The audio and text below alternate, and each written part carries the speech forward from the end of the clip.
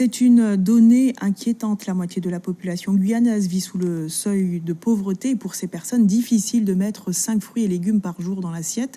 Face à cette réalité, l'association Récubouffe offre une aide ponctuelle à une dizaine de familles et organise des ateliers de lutte contre le gaspillage alimentaire.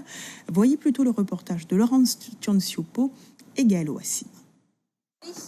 Le pain aux bananes, c'est la recette anti-gaspillage alimentaire que découvrent ces jeunes apprenties cuisinières.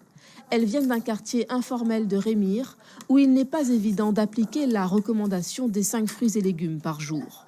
Des fois, je mange une fois par jour. Et des fois, je mange 2 fois par jour. Je mange riz, haricots. Et après, c'est tout. Notre association, elle se base sur 2 publications récentes qui ont été faites par le centre hospitalier de Cayenne, qui montrent que les familles précaires, ici sur le territoire de la Guyane, elles ont accès aux fruits et aux légumes 1 fois par semaine en moyenne. À côté de l'atelier pâtisserie, Rosemy Edelmide, bénévole au sein de l'association Récubouffe, prépare des colis de fruits et légumes. Ce sont des dons récoltés le matin même au marché qui seront distribués à des familles dans la précarité. L'aide alimentaire et la sensibilisation à la lutte contre le gaspillage, cela a modifié leurs propres habitudes.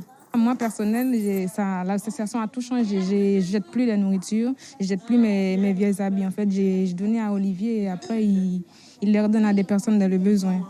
Des nourritures qui sont déjà cuites et que soit pendant la journée, on n'a pas eu le temps de les manger, il en reste. Du coup, avec les enfants ou même nous, on les jette.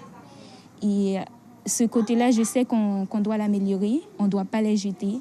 On a constaté que des choses qui peuvent se réutiliser, comme faire par exemple du pain perdu, ce qui n'est pas habituel parce que ce n'est pas culturel, comme privilégier de faire des purées ou encore des conserves.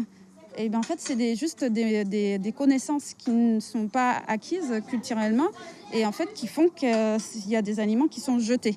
Selon l'étude Alimentation et Nutrition dans les régions d'outre-mer publiée par l'Institut de recherche pour le développement l'an dernier, la Guyane est en pleine transition alimentaire et nutritionnelle. On consomme plus de protéines animales, de sucre, de graisse et moins de légumes et de légumineuses.